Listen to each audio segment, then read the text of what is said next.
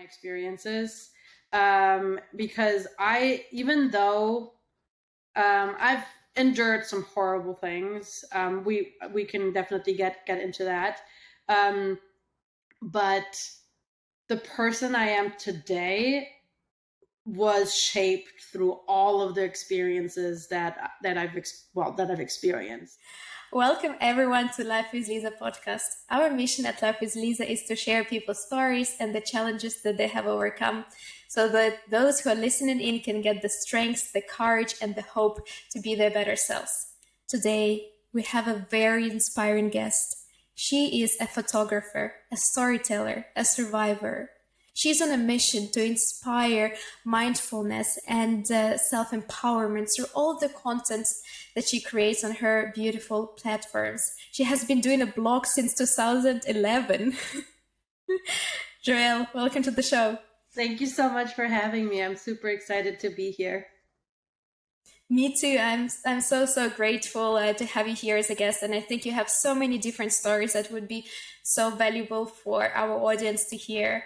And I would like to start with, I saw that you have your life motto is, if you cannot do it with feeling, don't. So how did you come up with life motto? What does it mean for you? Can you please share with us?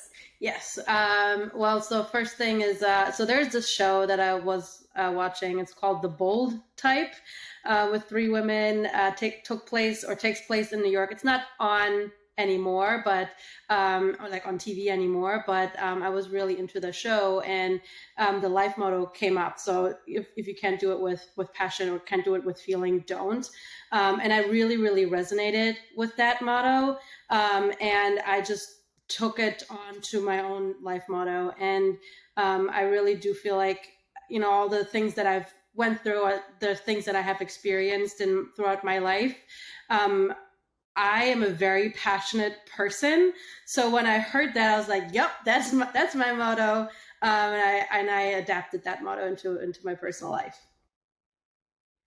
And did it push you to do some other things? Now, we know, for example, when you were thinking, should I do it? Should I not do it? And then you remembered your motto, and then you just like decided to do it because you felt like so much feeling towards that. Did you have any stations like that?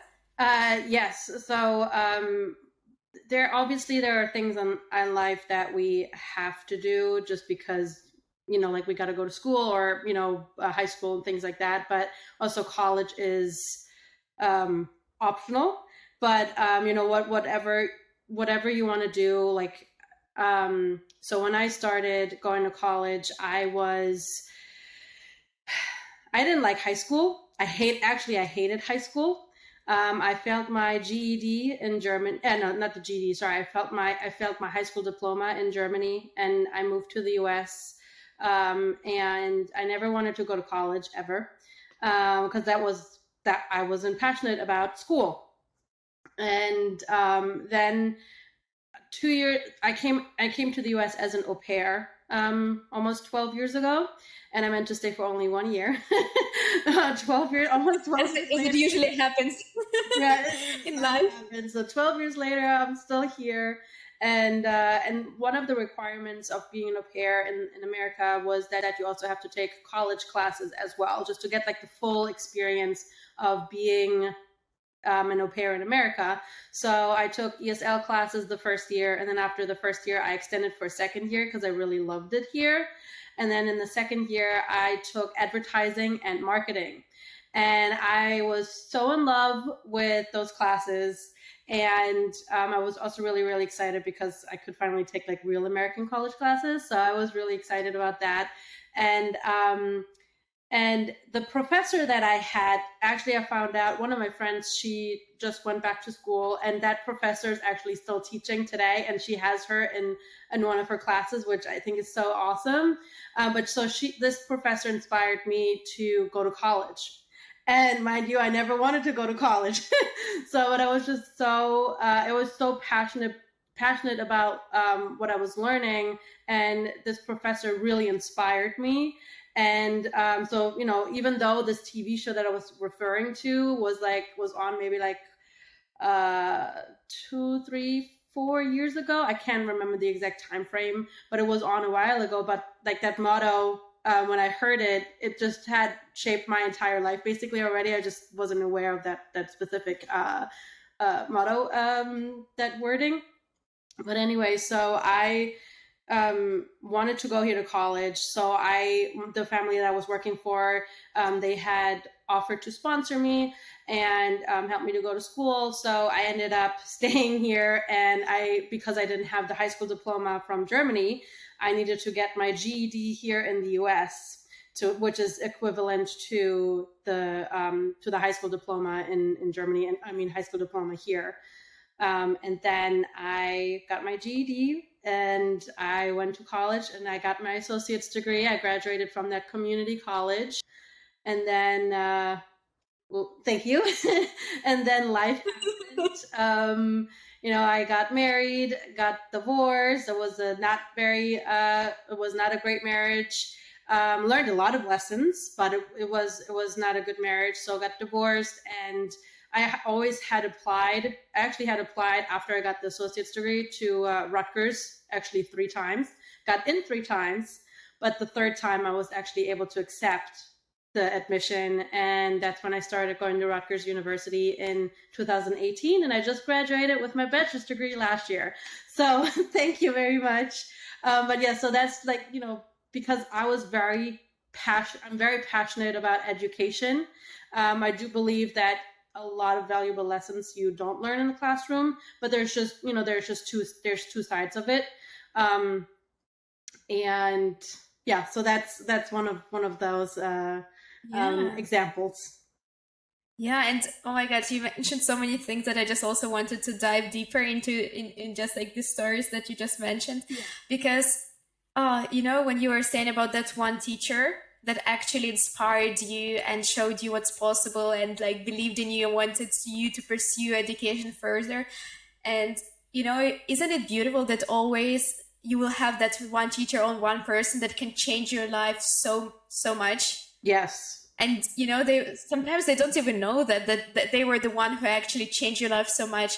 And, you can have hundreds of teachers who did not impact your life or it made you hate school, but there could be this one person and your life is forever changed. And I just find this beautiful. And when you were saying it, I just got goosebumps that that person actually pushed you forward. Yeah. And yeah, and another point I wanted to ask, did you ask yourself why you did not like the school in Germany? Yes. I don't think I ever really discussed this. I mean, not across my social channels or anything, but I used to get mobbed a little bit, bullied a little bit in high school, just to the point of I was always told that I was stupid, that I don't know anything. Kids would make fun of me in school. When I would ask a question, like a stupid question, I mean, we know there's no stupid questions, right? But I was laughed at that I would ask stupid questions to the point where I didn't want to raise my hand anymore. I never, I forget when it was, but every half year you get, your grades, or every year you get your grades. And every time I would say that, Joëlle is not participating in, in class, but that was a reason why, because I just, so I didn't want to be laughed at, but, so that's the major reason why I hated school. And then also my grades obviously was reflecting in my grades, and, so that's what shaped me when I was in high school, which is why I hated high school. Yeah. And I think you definitely mentioned that there are so many things that could be improved about the education system, and then just having this open space where actually you can ask all the kind of questions, and you can, because if you don't ask the questions, how can you ever know the answer? And that's the crazy part, that that you're the kids in your case could be missing out to actually be passionate about knowing things. And what I love about your story that you just mentioned, even you didn't like the type of school which you experienced in Germany, you still managed to find slightly different environment in the US, and actually realized that it's not that you don't like learning, or it's not that you cannot learn, that it was just like that particular case, and you did not let that define your whole life story, and telling yourself that, oh, I just like don't like learning new things, I'm not passionate about education, or it's not something that I can do. And I think that's the part that many people could be missing, that it's like, even if you had one bad experience, it should not define your whole life.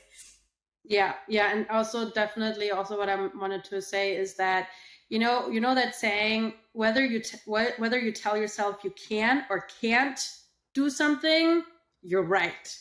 So just like hearing that over and over again, I just thought, I'm stupid. I'm not even going to raise my hand. People are going to laugh at me, so I'm just not going to say anything. And now it's like completely different. I mean, like I've grown a lot over the past, 12 years, but obviously, when I was in school too, first I was nervous whether the kids or the what's the word, my fellow students at Rutgers, because I was 28 when I started there to pursue or finish my bachelor's degree, and I was worried and that people would judge me that I'm 28 and I'm here to finish my bachelor's degree, and people are, what are people going to think? But then I was just like, no, I'm here for me. I'm paying for my education. I want it for myself. So I was the one who sits in front row, raises her hand, asks a million questions, because in my head, or in my mind, I'm like, I'm paying for my education. I want to be here. Nobody's telling me that I have to get my degree, or, that I have to be here. I chose these courses because I'm passionate about them. So I want to be here. So, and I made some really, really awesome connections. And also to note too, like nobody ever said, nobody laughed ever. Nobody ever said like, why is she in like, everybody was very encouraging and very like inspired, because like, wow, she's really getting her degree. Yes, she's 28 years old, but like she's going after her degree, which is inspiring because people had mentioned that to me, and it all washed my worries away. I'm like, nope, I'm here for me, and people are so nice, and and I made some really, really great friends, some lifelong friends. I'm in contact with a lot of people that I met throughout college, also professors too, and it was the best experience ever. I'm really, really happy that I went back. And you're absolutely right. Like, not just one experience shapes us the way we are, but just like every single experience, it shapes us into the person we are today. But we're always learn. If we're willing to learn, we will learn from the situations, and take those lessons with us. Yeah, and you just described the 180-degree turn from you being scared to raise your hand and to ask a question and to look stupid, to you sitting in the front row and asking a million questions. I think this is quite a big turnaround. Yeah. And I was wondering if you could go back in time and say something, give some piece of advice to your younger self when you were there, quite insecure and didn't know what to do, because you actually went through this whole journey, there you're not afraid to ask questions. But if you could just go back there and say something to help yourself or to anyone else who is now listening to this, to us talking, and they're experiencing something similar, what would you say? Don't care what anybody else thinks. Just, like if you want to learn, and like, you have to have a willingness to want to learn, and how important it is for you to learn and get those questions answered.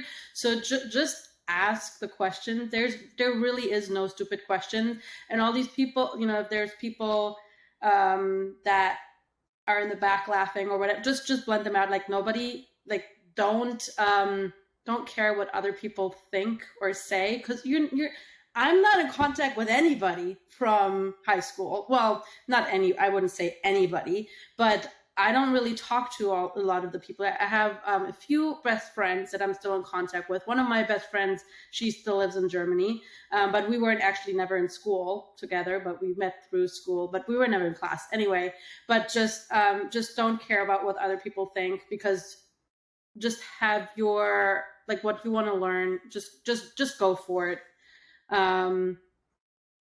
And yeah, that's what I would say. And I would give myself also a big hug for, because it was definitely was not easy, and I definitely felt very defeated, embarrassed. But it's just like, just don't care what the other people say. Just do you, ask your questions. You want to learn, you want to get better, and anybody else, screw them. But so yeah. Yeah, and I was wondering if you had a choice whether you would be like, if somebody told you we can just like remove this experiences that you've had, some like negative experiences, and you would never have them, but obviously you would not be who you are now because you would have not experienced them, or whether you would still, even regardless of how hard it is or was at that moment, you can keep them and you'll be who you are now. Which one would you choose? I definitely want to keep my experiences, because even though I've endured some horrible things, we can definitely get into that, but the person I am today was shaped through all of the experiences that I've experienced. One of the biggest ones, I mean, this is a big one, right? Being bullied in school, failing high school in Germany, and then, following my dream and moving to the US, staying here and ending up staying here, which was not my intent at the time, but it's just like, that route of following school, going to school and finishing my degree.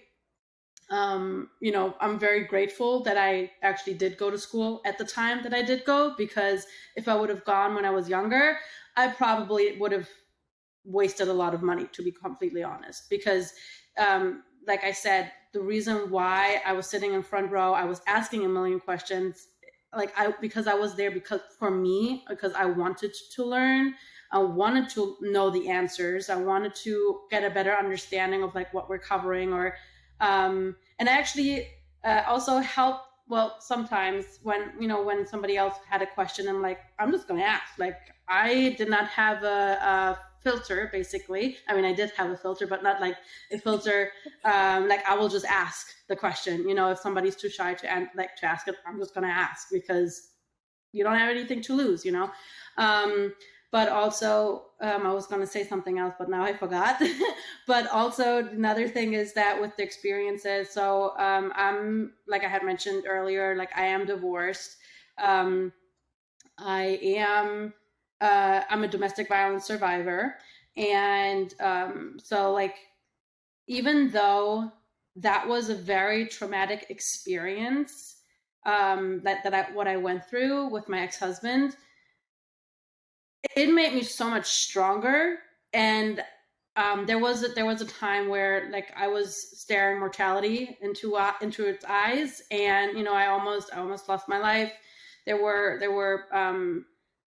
moments when I didn't want to be here anymore after I left that situation. So, but like, just going through that entire experience just made me so much stronger. And I know that there is a reason, or was a reason and is a reason for why I survived what I survived, because I want to help other women and men. I want to help other people who are going through similar situations, whether it's that instance or that situation or other things, because there's so many aspects of my story. But I knew that there was a reason for why I survived, and that I just want to help people. So even though it was a very bad and traumatic experience, I am grateful for where I'm at today, and that I had that experience, and it shaped me into the strong person that I am today. To answer your question in short version, Yeah. Oh, yeah. It's just like I keep going back to this phrase that Jay Shetty mentioned when it says, "Isn't it interesting how the points that broke us are exactly what we needed to go through to help others have breakthroughs?" And then, just here, and it's like really the toughest challenges that we as people go through. But then exactly with those ones, we can help others. And I think it's very beautiful now what you mentioned, that now you want to help other people, whoever is in any similar situation, with anything that you can do from your side as well, information, so that they don't maybe have to go to the same extent that you did. Maybe they can stop it earlier or not even get into any such situations. And you mentioned that you have lots of lessons learned, and I was wondering which one, for example, when you talk to other people or you help others, which ones do you share with them from this station? What did you learn? What are the biggest takeaways, the lessons? So one of the biggest ones that helped me get through divorce, countless court dates, and the entire thing with my ex-husband is expressing gratitude. And I know I listen to Jay Shetty too, and I also listen to a few of your other episodes too. That I know that you love Jay Shetty too, so I'm glad you're mentioning him. But so I actually also collaborated with him on with his app, Genius by Jay Shetty. But anyway, I really love him too. But anyway, so what I was saying is, so expressing gratitude is one of the biggest lessons that I've learned. Because as I was going through the divorce and the court dates and everything, I really had to pull myself out of bed every morning. I was very, there were days I didn't want to get up. There were days I just wanted to stay in bed and I just wanted to hide under the covers. I couldn't, I had a hard time getting up. And then I also started therapy as well. And every morning, or at some point, every morning I started writing my gratitudes, because I really needed to show myself of what I have to be grateful for. Because there were so many days, as I was going through the divorce, as I was going through the court dates and everything, before I started therapy, every day or almost every day, I was thinking about I was fantasizing about how to end my life. And there's so many other things that are better to fantasize about, but that's where I was stuck at. And I really needed the help from therapy, and just to see what I have to be grateful for, because I don't want to leave. And this earth, I started writing my gratitude list every morning, trying to remind myself of what I'm grateful for. And it really, really helped me, because I was battling with depression, with PTSD. I already said that, the suicidal thoughts, but just expressing gratitude really, really helped me a lot. And Whoa. I am very certain that is where I am today, because of that. Because there's so many things that we can be grateful for, having, right now the two of us are talking. You are based in Amsterdam. I'm in the US.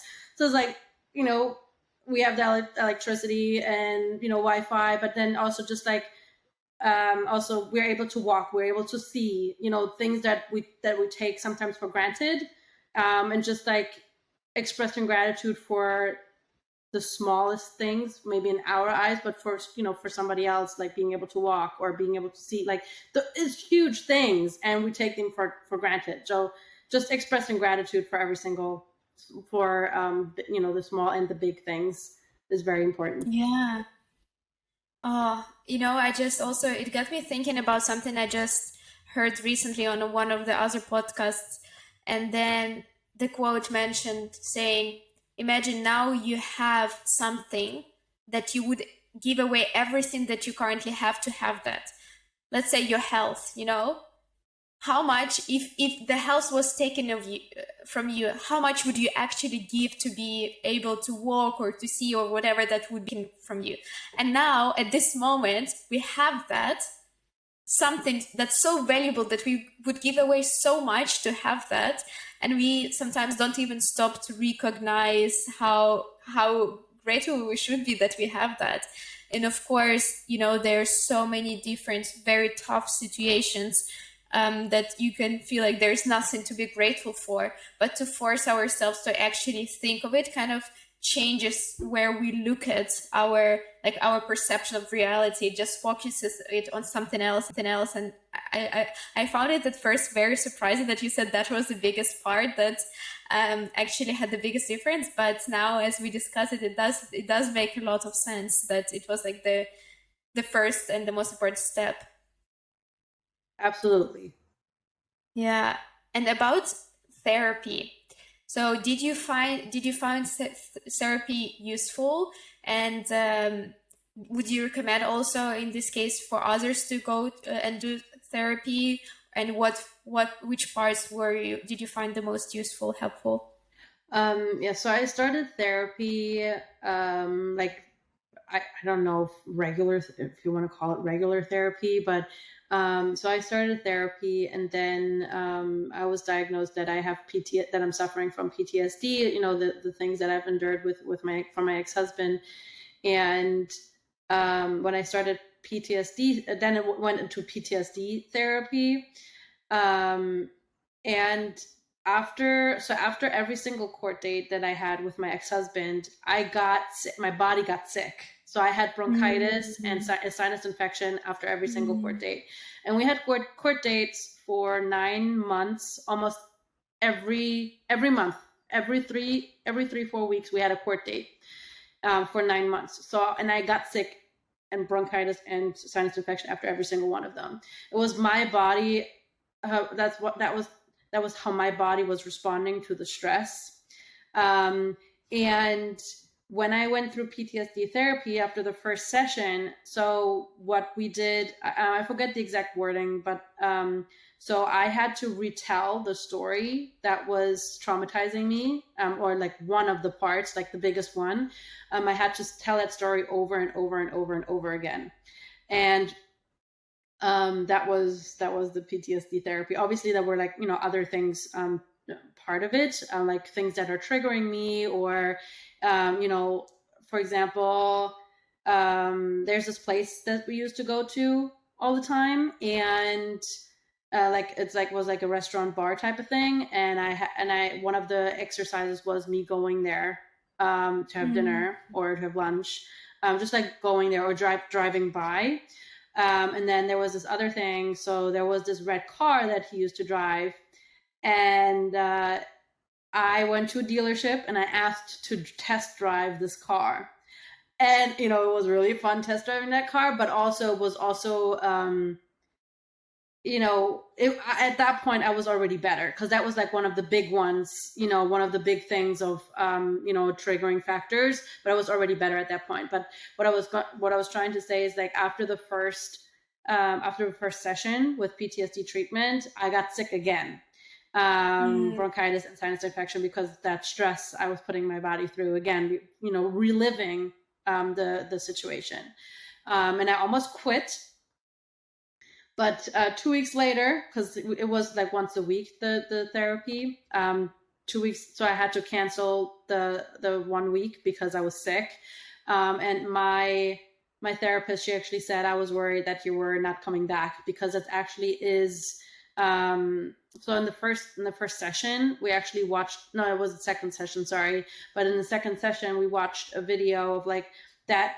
A lot of people actually, or some people, don't go back because it's just too traumatizing, and they don't want to do, you know, they can't deal with it, with the feelings. And because the only way through is through it, not avoiding it. And I'm really, really happy that I did it, because I got my life back, because I went to therapy, because I went to PTSD therapy.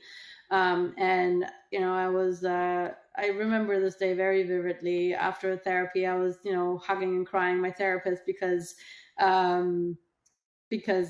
she gave me my life back, a part of it. And but yeah, so like big thing is like with the avoidance factors, that's what I was trying to say with like that's why a part of it was facing my fears of going to the red car, because not every red car is bad. Just because my ex-husband used to drive a red car doesn't mean a red car is bad.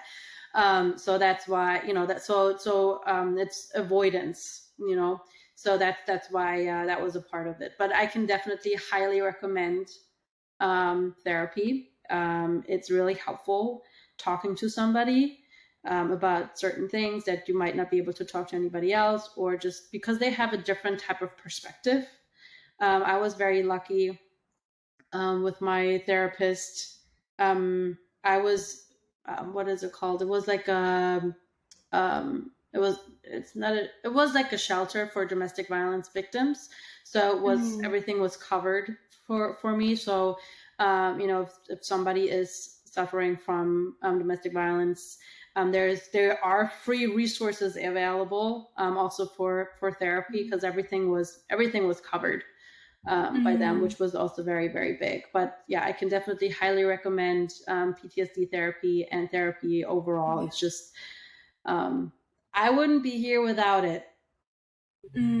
So yeah, and I think it's a great testament to because I actually have two questions that I don't want to forget to ask. Yeah. So one was the one that you mentioned, that you still, you had the thoughts to not go back because it had such a toll, but you still decided to go back. So I wanted to ask, why did you decide to still go back? What were you thinking? Or was it the encouragement from someone that actually like made you still go back? Because as you mentioned, your therapist said that many people don't, because of how traumatic even this experience is.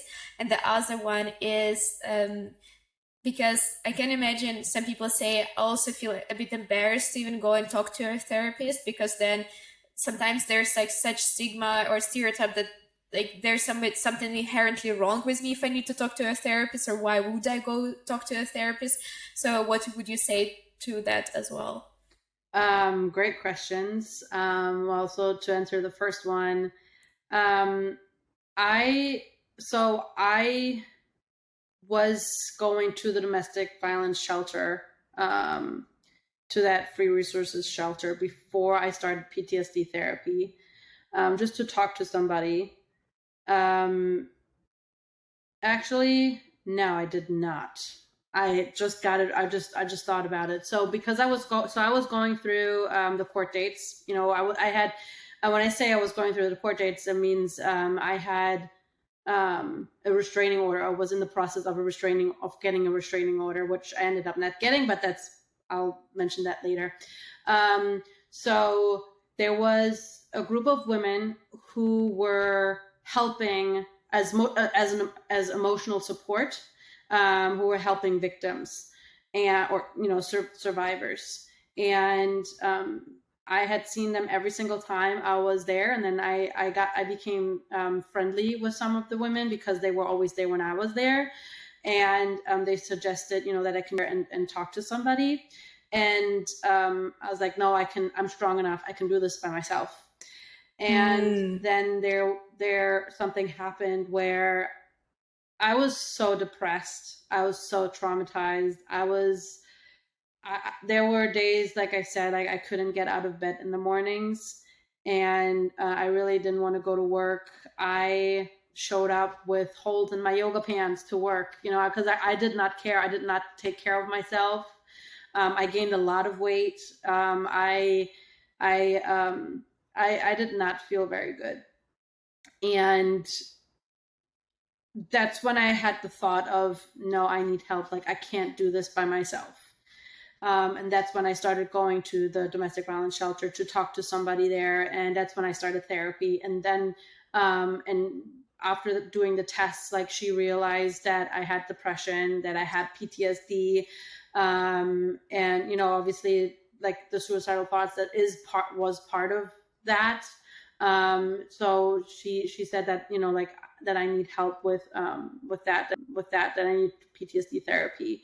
So after doing the first session, I was just so tired.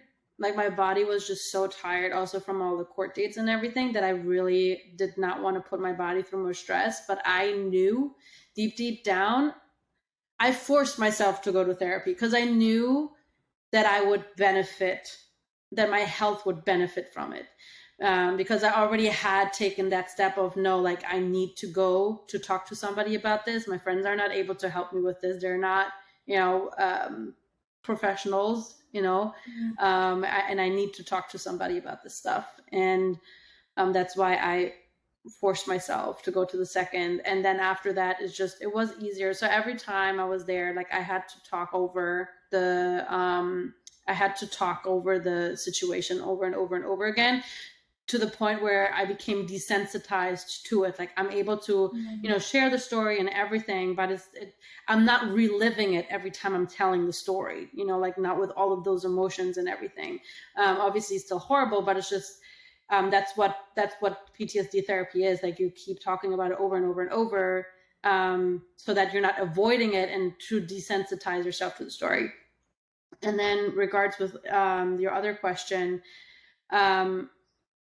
yes, there is that stigma. I know when I went through all of this, it was 5-6 years ago.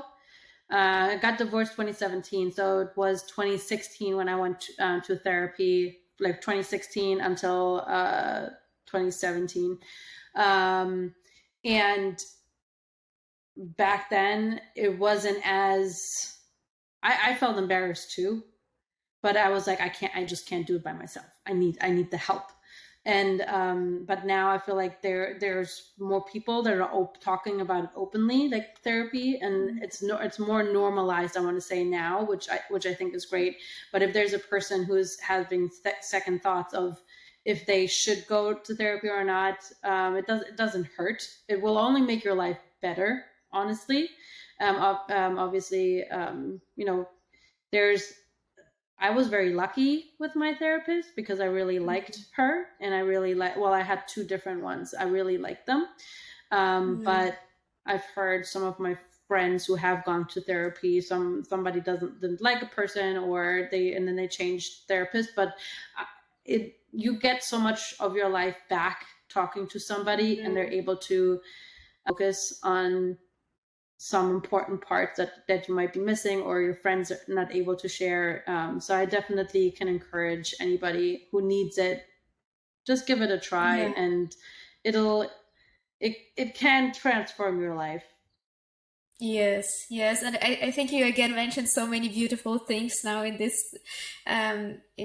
Just now you were saying that you used to think like, oh, I'm strong enough, I can just handle this, and I think this is another like situation where people fall into, because sometimes you don't want to ask for help because you think I'm strong enough, not even necessarily with the therapy, but with anything in life. You can just like, no, I'm strong enough, I can push through. And this is there's nothing wrong with asking for help. People are actually quite open to helping each other. So that's I just wanted to point out. It's great to be empowered and strong, but to not fall into the trap that you have to go through everything by yourself, and otherwise you're not strong enough. That's just not true. And I also wanted to say that about your therapist, that it was so beautiful that she actually made you take the ownership of your life, to face all your fears, to realize how strong you actually are. She didn't make you like blame anything else. It's like, no, you're empowered you to take ownership and like to face it and to go out there, so that you realize that these things are no longer even my triggers. I already went through them. I drove that red car. I went to this place. I like replayed this situation so many times in my head that it doesn't cause me even any emotions anymore, because and that's just so beautiful. So I just also wanted to say that I think you're very lucky with your therapist, and if you went to the therapy and you need some help, and then that person is not helpful, you can always change and look for a different person, because there are very helpful people out there. Yes, absolutely. Yeah. Oh wow, I'm loving it. Thank you, thank you. And yes, like with the, like being strong enough, and it's like you said, it is okay to ask for help, because and like you said, like people are willing to help you. You just gotta, and really, it really is okay to ask for help. Like there were situations where um like I just wanted to do things by myself, but just also like coming to the realization that it is okay to ask for help, like that you're not able to do things, to do this by yourself, whatever it is. And like you said, there's people who are willing to help. You just need to jump over your shadow and just ask. Mm, You'll be surprised. People will be there for you. They yeah. will. Are there any other lessons that we didn't touch upon from the whole situation with your ex-husband that you would also like to share with people? Um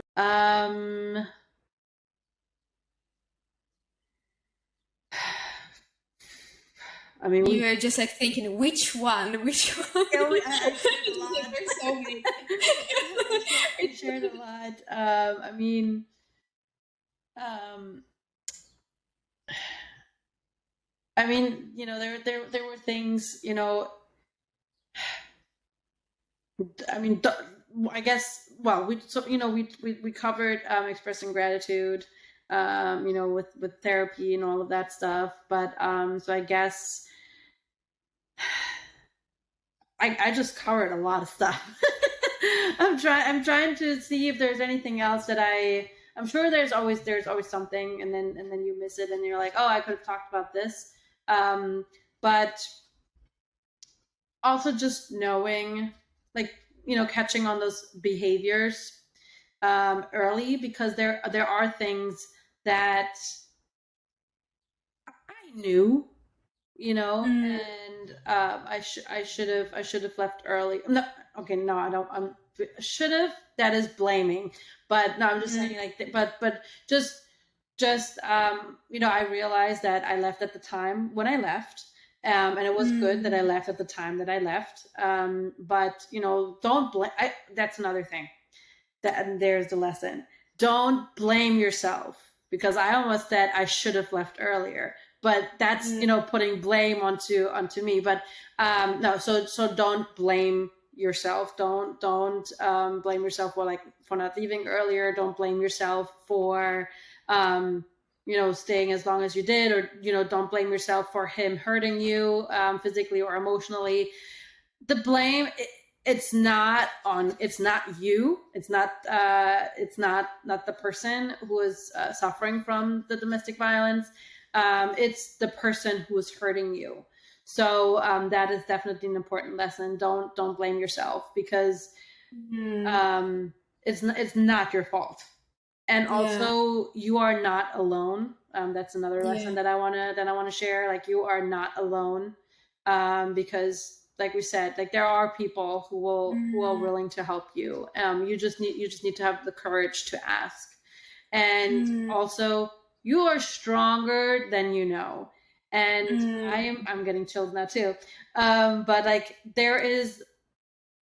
you are stronger than you know, because like, leaving the person is the first battle. The second battle is healing from the traumatic experience, and that is mm, also very hard. But mm, just know that there is a light at the end of the tunnel. And if I can get through it, I know, whoever is listening, and if you're going through this right now, or if you've been through it, um, you can do it. You can do it. Like, there's a light at the end of the tunnel, and you're not alone. You're stronger than you think, and you got this. So it's, um I had to give myself, I had hope every day, and there were like songs that I also listened to every morning before my court dates. I put on Fight Song by Rachel. shoot, I'm trying to find the last name. Rachel Platt. I think it's Rachel Platten.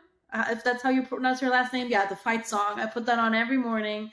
Well, when I went to court, but just yeah. So just know you're stronger than you think, and you know that life is so beautiful, and don't let that person ruin your life. Just you know, there's happiness and light at the end of the tunnel. And I'm so grateful where I'm at right now. And when I look back, I never thought that I would be here where I'm at today. Just because at that time it felt impossible, but I just kept fighting and fighting. And, you know, fight song was my meme, my theme. And yeah, I'm where I'm at, where I am today now. Oh, oh wow. I knew that I had to ask that question. You know, I knew that you have some gold that you still need to share with us. Thank you. Yeah, I know. And then you're like, and thanks. Yeah. Thank you for asking that question. I know we had covered a lot, but it was just, you know, there's so many things, and I know I also get sometimes a little nervous because it's my first podcast. But I You're knew. doing great. Thank you. But I knew that there, you know, that there was other lessons. But yeah, that's definitely. So thank you for asking that question too. Oh, I wanted to ask as well, are there any practices that you have incorporated in your daily life except for gratitude that also help you a lot? And if yes, which ones are those? So I am learning to meditate more. Ooh. So I was listening to one of your podcasts earlier, and you know, talking about meditation and just doing 3-minute meditations or 10 minutes. So I'm definitely going to work on including that more. But I started meditation last year with Jay Shetty because I love Jay Shetty too. I think he's amazing. I loved his book. I listened to his book on Audible multiple times. Think Like a Monk is great, and then he has the app called Genius by Jay Shetty. I know that there is a monthly partnership, that there's a monthly membership. I just don't know the details because I am part of it, but I focused on that more this year. Like I sometimes am very stressed. I love what I'm doing. You know, my full-time job, but my full-time job can sometimes be a little bit more stressful. You know, then there's personal things that can be stressful, you know, so I am trying to be more mindful, and I love my job and I love what I'm doing. But I'm just trying to be more mindful, and I'm trying to make more time for meditation. So in the morning, so what I've started right now, I'm in the mornings as well. So I'm trying like new morning routines as well. So I'm trying to do meditation. I'm trying to go either on a walk or a 20-minute, 30-minute run. And then also what I do as well is I write down my goals. So writing down my goals definitely has helped me like become more clear with my vision and like what I want to do. And another thing that I do want to add is I also hired a mindset coach. So we just started in January. I'm really happy. She really is amazing. Her name is Romaine. She's actually based in France. And yeah, but so her and I were like working on, you know, certain things of, you know, getting you know, like I have the goals that I'm writing down, and like I want to basically I need an accountability person. And she is an amazing Who doesn't? Right, exactly. Good call. Yes. So she's my accountability person, because there's so many things that I want to do, especially with my social media, with my content creation. I'm a photographer, I'm a storyteller. Like there are just so many things that I want to do, and sometimes I get, you know, like rest is very important for us. You know, it's very important also to recognize that we do need rest, but I also need an accountability person of like somebody who's helping me, because I have so many ideas that I want to do. Also, like with sharing my story and on my socials and everything, and like reaching more people and empowering more people. Like you said, you already said, my mission. My mission is to inspire self-empowerment and mindfulness through a visual narrative of lifestyle-driven content, and also, sharing my story of domestic violence. And I'm also a melanoma survivor as well. So, I want to raise awareness, and I want to help people. I want to empower them. I want to inspire them. So, and, I was working full time. I was studying full time as well. So I was, doing so many things all at once. And I just have so many goals that I want to reach. And that's why I decided, okay, I'm going to hire my mindset lifestyle coach. So she's my accountability person, and she's amazing, and I'm really, really happy with her. But yes, so she's part of helping me, or she's helping me form like a better morning routine that works for me, because I am working from home, and so I'm trying out different things. But meditation, definitely, I incorporated that more into my routine start this year. And I'm definitely seeing a difference and being more grounded, being more relaxed, and less stressed. Yeah. And my next question, which is before I ask my last question, I usually ask where people can connect more with you, find out about your story, and your this beautiful mission. Where can they find you? Well, so the best place would be my Instagram, which is Joëlle_Regh, REGH. So that is my, I share most of my work there, or all of my work, I should say. And then I also have a blog as well, which is also in my bio on Instagram. Also, it's joelleregh.com. And yeah, so that's where people are able to reach me. I'm trying TikTok out, but TikTok is really hard. Not hard, but it's just I need to get into it. So right now I'm trying to master my blog and my Instagram. So and then TikTok will be on there as well. But so it's joelleregh.com. Amazing. And my last question is, you mentioned that you have lots of goals and ambitions, and if you, let's say now you are 80 years old, you look back on your life and you say like, I wish I would have done that, but I haven't done that. So what would that be for you that you really want to do so much that you for sure is like one of your biggest goals, because you know that you cannot not do it, because as you'll be 80 years old, you'll be regretting it? Great question. So when I was, I'm going to keep going back to it because it's like you said earlier too, there are just so many experiences, and I'm really grateful for this experience, because it just showed me so much. But I'm going to keep going back to it because it just shaped me into the person that I am today. But when I was with my ex-husband, we were always broke. And that is a word that I banned from my vocabulary.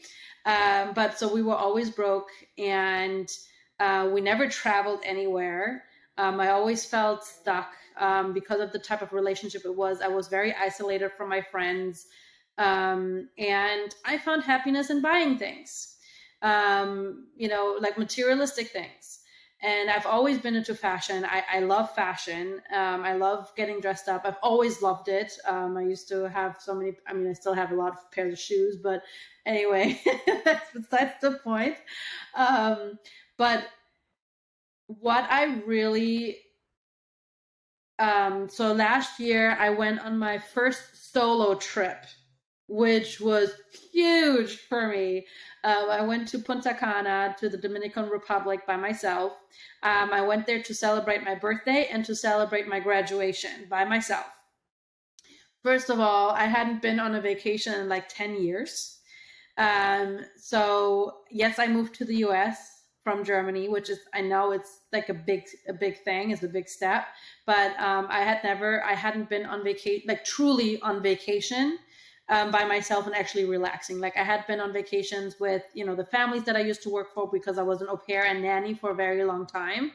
But I was working, so that wasn't really a vacation. I mean, we went to amazing places, but still, like, I was always working. So the only vacation that I took was going home to Germany. Not only, but I'm very grateful I was able to go. I am able to go to Germany to visit my family.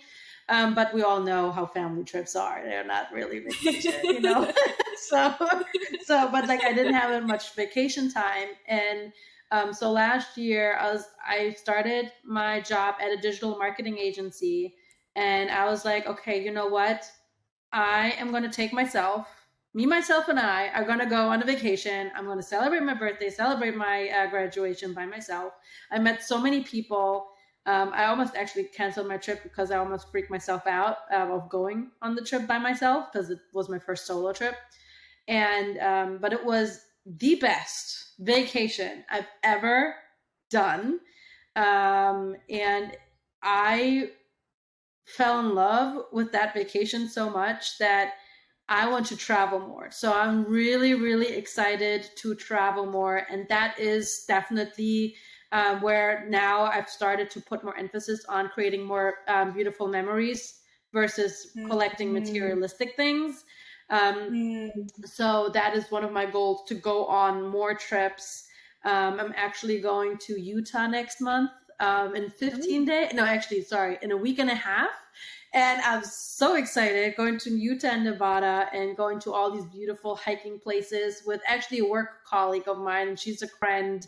And she's also very into photography. So I am super, super excited about seeing all these beautiful sites. But so that is definitely one thing that I want to do more of, is traveling and creating beautiful memories with amazing people, and just connecting with more people and all over the world.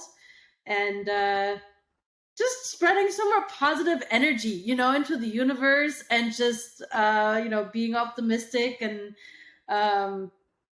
things always work out, like no matter what you're going through, just keep keep your head up, stay strong. Hope is the most powerful weapon there is. Hope and gratitude. So yeah, so that I hope that answers the question. I know it was a long answer. It does. It was beautiful. Thank you so much. It has been such a pleasure to have this conversation with you, and we touched upon so many topics. And I have actually so many more other questions that we didn't even cover through, but it has been such a great conversation. Thank you so much for coming onto the podcast. Thank you so much also for inviting me. I'm very, very grateful that you sent me a message, and I think it's amazing what you're doing with your podcast and helping, other people, and also, by inviting different people to your podcast and sharing, giving me a chance to share my wisdom or my experience with, with your audience. And just thank you so much. I think you're amazing, and it's very, very inspiring. So keep going. I'm very, very excited to where you're headed. So thank you so much for having me too. You really almost made me cry on this Saturday night in Australia.